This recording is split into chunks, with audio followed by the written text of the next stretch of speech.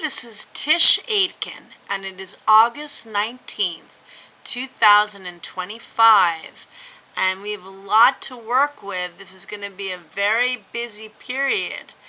This week has been kind of quiet, although we had the beautiful Venus-Jupiter conjunction that occurred on August 12th, and the day before that, Saturn formed a beautiful sextile to Uranus, and that's an enabling aspect, an aspect of opportunity. And those are both the rulers of the sign of Aquarius, how we can acclimate to a whole new world of learning and engagement and connection and ascension and just a lot of magic if we want. It could be really, really exciting.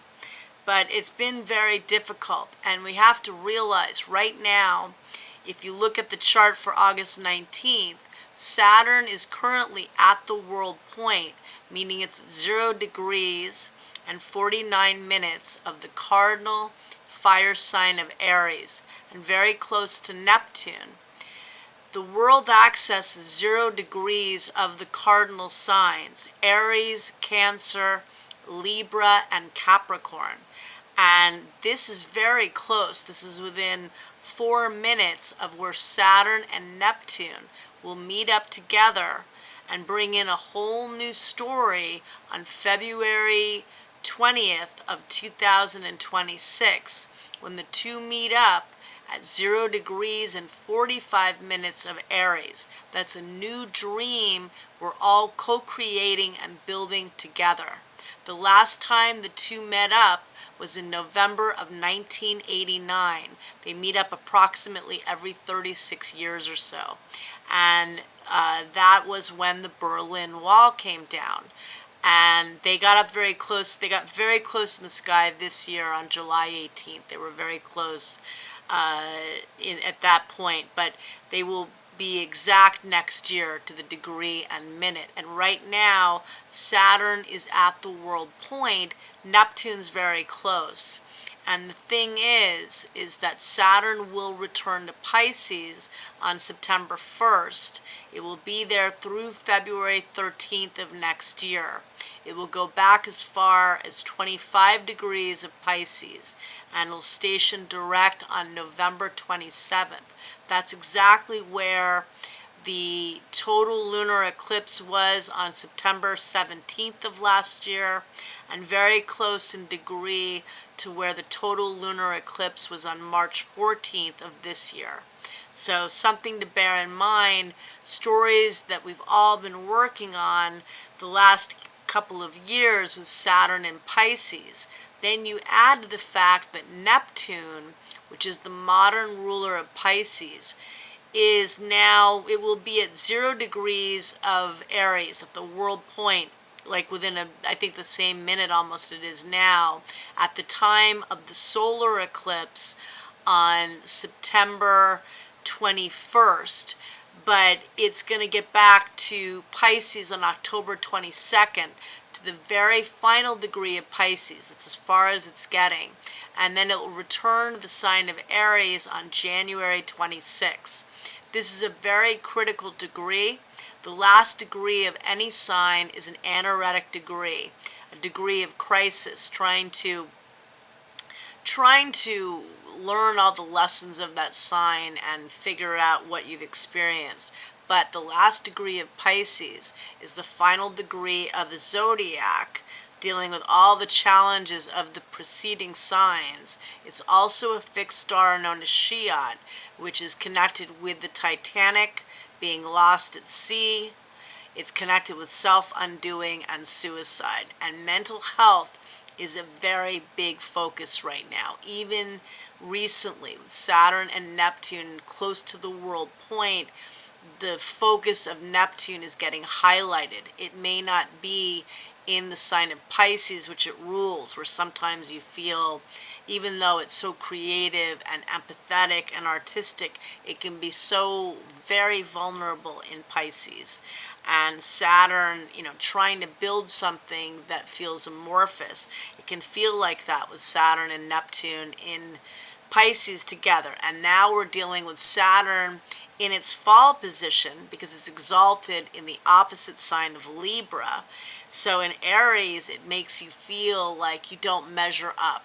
I just taught a class, and the last class, a few of us were commiserating about the fact that we're feeling imposter syndrome right now. And that could be Saturn and Aries working very closely with Neptune, saying, hey, you haven't done this, you haven't learned this, you need to do this better, not badder, unless you're working with batter, but you need to improve this.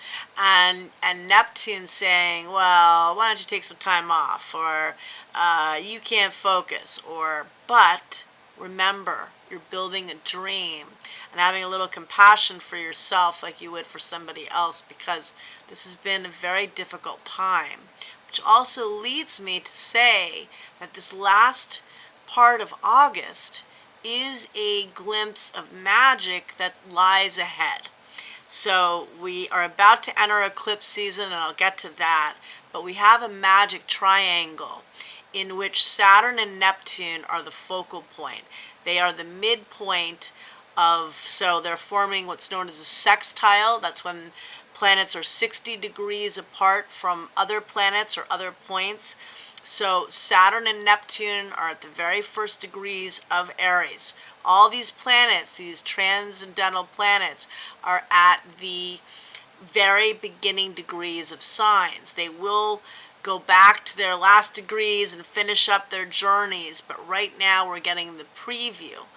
We've got Saturn and Neptune. Saturn entered the sign of Aries on May 24th. Neptune entered on March 30th. The two got very close in degree on July 18th. Saturn goes into Pisces September 1st. Neptune October 22nd. The two converge next February 20th. Mark that on your calendar. Building a new dream. But Neptune and Saturn and Neptune are working in harmony with Uranus in Gemini. So they're sextile, Uranus and Gemini. They are 2 signs apart rather, so that's 60 degrees. They're 30 degrees to a sign. But they're also 60 degrees apart from Pluto in Aquarius. And Pluto is the planet of transformation and evolution, evolving how you learn, how you commune, how you connect, how you work with new frequencies and new healing modalities. I am constantly seeing in my feed, in a good way, of all of this medical advancement, like not having to need reading glasses. By the end of the year, they'll have something where you can take eye drops if it's age-related vision problems. Or I saw something where people may not have to have hip replacements and knee replacements soon. There'll be an injection where it will work with stem cells and other ways of regenerating the cartilage and collagen in the joints and such. So it's pretty cool, all these things that are happening. And I knew there'd be much medical advancement. We know the challenging parts of technology and the new age of Aquarius. Well, it's, technological revolution on steroids, but it's also about building community and coming together. Aquarius is a sign of humanitarianism, and we've got Uranus and Gemini trining Pluto in Aquarius, and Uranus is the modern ruler. Mercury rules Gemini, Uranus rules Aquarius. Uranus is the higher octave of Mercury, which is brilliant. And so having them work in tandem and working harmoniously together is phenomenal. And then they're both working together with Saturn and Neptune to build a new dream, particularly Neptune, because Saturn's going to go by pretty quickly next year. But they're going to be working, this will peak next summer, but the next few years, there are a few of these triangles. And on August 28th, Uranus will sextile Neptune. And that's also beautiful energy. That's very innovative. That's evolving our consciousness. new ways of connecting. And I also think two things. There's going to be a lot of progress with anti-aging medicine and also with how to work with the brain in ways we never have, that we can learn. Probably there are ways that we aren't tapping all we can with the brain. Obviously, I need an upgrade. I need to be one of the first on the list when they do this. But basically things like that, where we're going to learn also obviously to fight Alzheimer's and dementia and things that cripple the brain. And I think also there's going to be a lot of anti-aging medicine and or treatments, lasers, because you think of Gemini, or one thinks of Gemini as so youthful, and certainly to do with networking. The other thing I'm already noticing with Uranus in Gemini, and it's been in Gemini since July 7th, I'm seeing more come up in my feed about people meeting. I think it's something, there are different versions of it, but +5 or dinner with 5 or other sites that basically are focusing on meeting with 5, or it's 5 strangers in total, I guess 4 other strangers, whether you're going on a hiking trip. That probably wouldn't be me, but a dinner, that might be me, something social to meet up in person. And another thing I saw in Philadelphia, they're doing on weekends where people are just meeting for coffee. You put the phones away, you're in the moment. That's also being present. I think there's going to be much more focus on that with all generations, definitely with the young, because it's so bad for the brain and critical thinking and anxiety. But I think in general, for a lot of us, we're going to be encouraged, or we're going to want to get out there more. And I think, with Jupiter in Gemini, it left there on June 9th of this year, that showcased and highlighted the problems that small businesses, the mom and pop shops that define your neighborhood, the problems they're enduring in this time we're in right now. So again, getting out and saving a little money to have dinner there, or meet a friend for coffee, or have a little event out locally, that's a big way of connecting and adding some vibe to the place that you love. Your environment shapes where you live, obviously.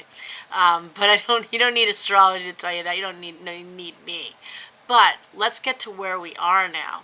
So we are at the end of Leo season. We're seeing a glimpse of magic that really, I think, peaks on August 28th this year, when Uranus sextiles Neptune.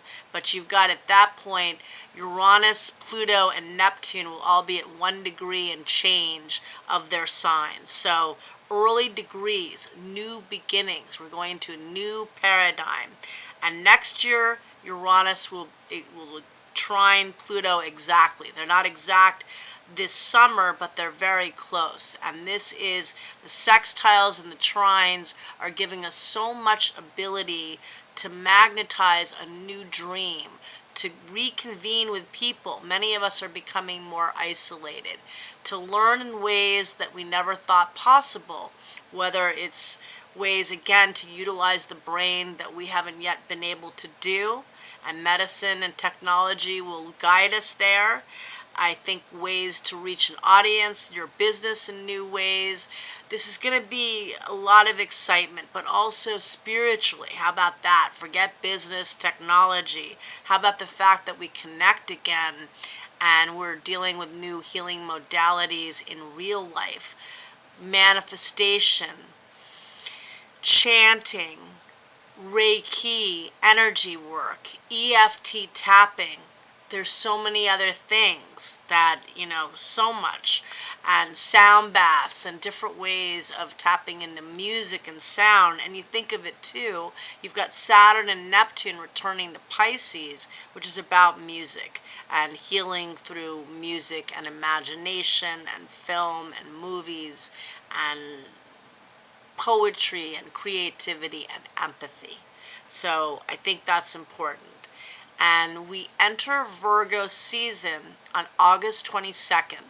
The sun enters the mutable earth sign of Virgo at 4:34 p.m. Eastern Daylight Time, where it will be through September 22nd. when we have the fall equinox in the northern hemisphere. That's when the sun enters the cardinal air sign of Libra. And the day after the sun enters Virgo, okay, so we've got on the 22nd, we've got the sun entering Virgo. We've got Venus squaring Chiron, the wounded healer, and that occurs at 10:29 p.m. Eastern Daylight Time. That's emphasizing the fact that as much as there's a lot of opportunity and magic ahead, there is so much mourning, loss, and pain, and anger. Chiron is in Aries. It's ruled by Mars. That's the wounded warrior feels unable to really fight for himself, herself, themselves, etc. So this is hard.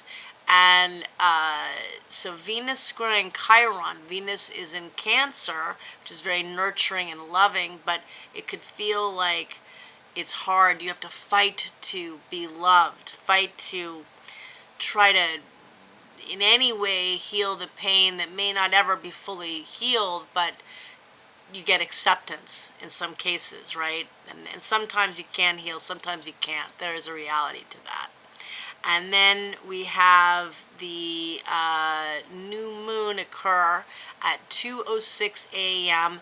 Eastern Daylight Time at 0 degrees and 43 minutes of the mutable Earth sign of Virgo. Now, this is significant. Why? Well, a couple of reasons. It officially marks eclipse season. You heard me right. I usually say to my students and friends and clients, I feel it a month before. So I already felt with the full moon in Leo. But if we want to be technical and official, this, 2 weeks before and 2 weeks after. The final lunation, which in this case is the new moon. And this new moon, just like all the other astrology, is at the very first degree. It's not even, it's 0 degrees and 23 minutes. Didn't even get to 0 degrees and 30 minutes. So it's really early. And just like Saturn and Uranus are newly in the sign of Aries. Uranus is Saturn and Neptune are in Aries. Uranus is newly in the sign of Gemini.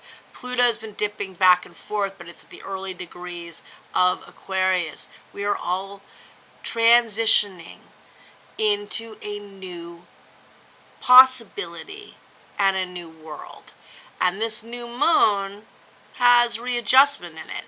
But also, as I mentioned, it is marking eclipse season because we will have a second new moon in Virgo, but it's going to be on September 21st. It's going to be a partial new moon eclipse right before the spring equinox.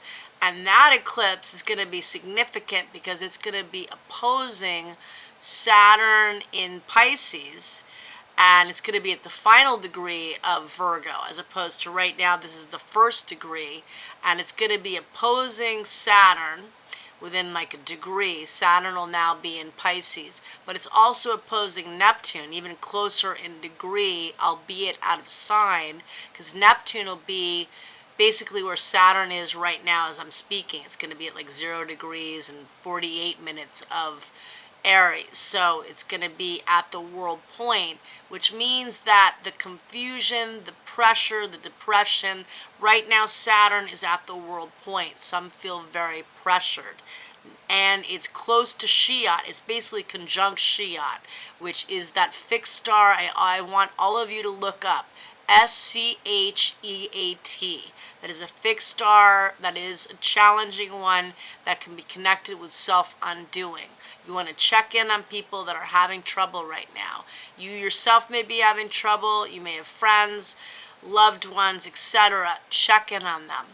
And this is also aggrandizing the Neptunian energy, which could be great for building a new dream. And I do see some that are very inspired and are on fire with what they're trying to do. But many feel lost right now. So recognizing that this is really a time of focusing on mental health. And the astrology, this whole new reality, will support new ways to connect and learn and I think find kindred spirits. But right now, is tough. It's very tough. And even Venus squaring Chiron the day before the new moon is putting that salt in the wounds, just saying, look, we're still in a lot of pain. And on the day of the new moon, because remember, Virgo is not in harmony with all these outer planets. They are. But so the sun forms a quincunx. That means that they are 150 degrees apart.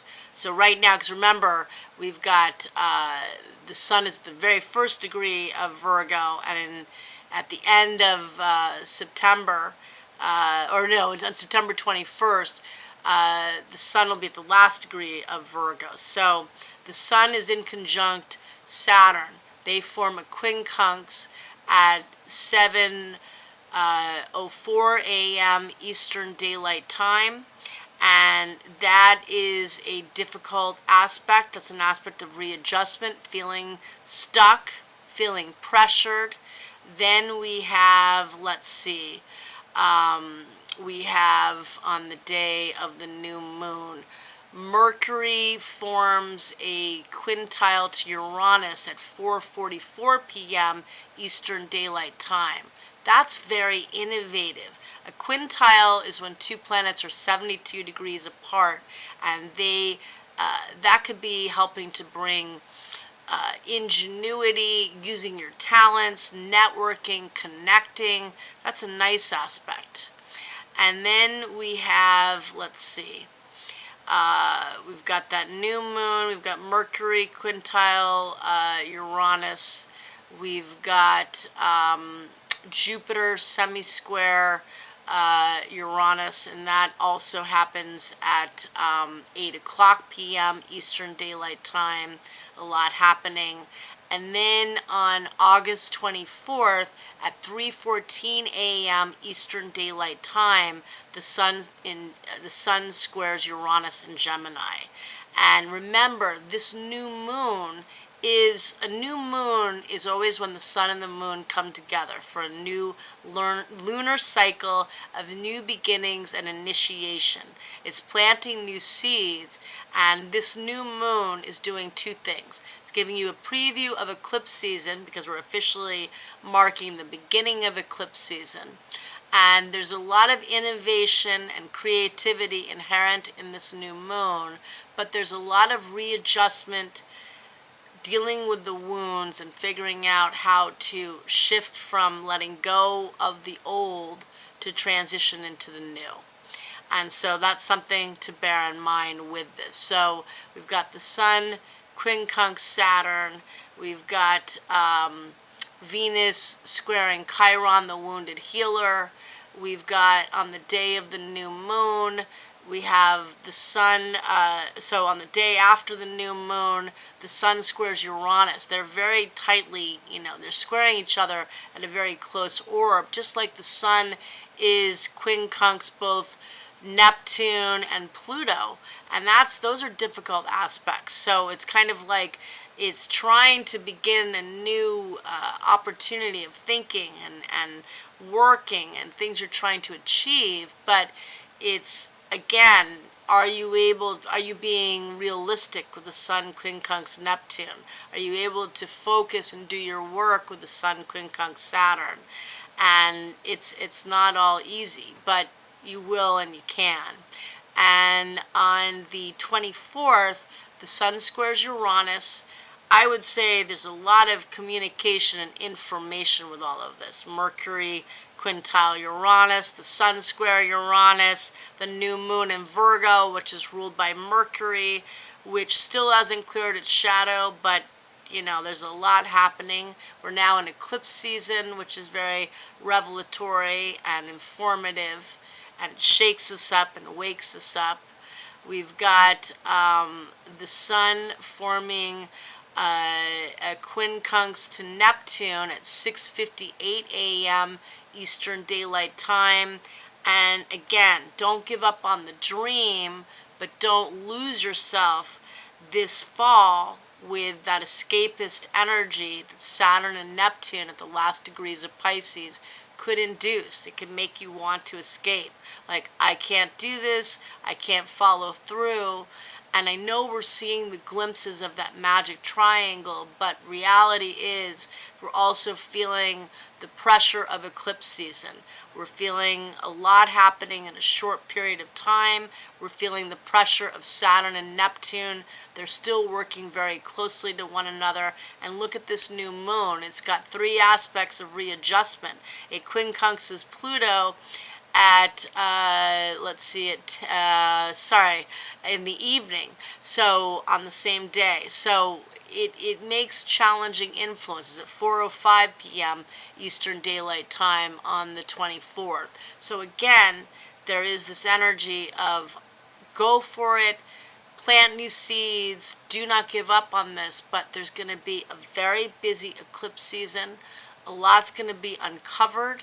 The eclipses are in the Virgo Pisces axis, which deals with health and deals with helping others, being of service, getting organized with Virgo season, but it's going to be a lot of information because on the 2nd of September, Uranus will retrograde at 1 degree and 23 minutes of Gemini. We feel that 5 days before and 5 days after when any outer planet stations. Uranus, again, the higher octave of Mercury, giving you a lot of information. And if anything reminds me of Uranus transits or Uranian energy, it's eclipses, because something can happen out of the blue and change your life forever. Uranus is the great awakener, and eclipses are meant to wake you up and shake you up. And they do. They really do. And Uranus wants change, and so do eclipses. They don't want you to remain complacent and stagnant. And again, sometimes it's something that's been building up and boils over finally, and sometimes it's something good or bad that comes in your life and changes it forever. So we got a lot to work with, but work with that magic. Saturn and Neptune, building a new dream. Right now you may feel pressured and overwhelmed. If you do, try to be creative, try to journal your dreams, try to do affirmations, but if that's not working, seek professional help. Right now, I know a lot of people are struggling financially. Try to see if there's something you can work out with a local program. A lot of people want to be of help. Try to see if there's some center you can go to. Reach out to your friends. Don't do this alone, but also people you know, if they're isolating, check in.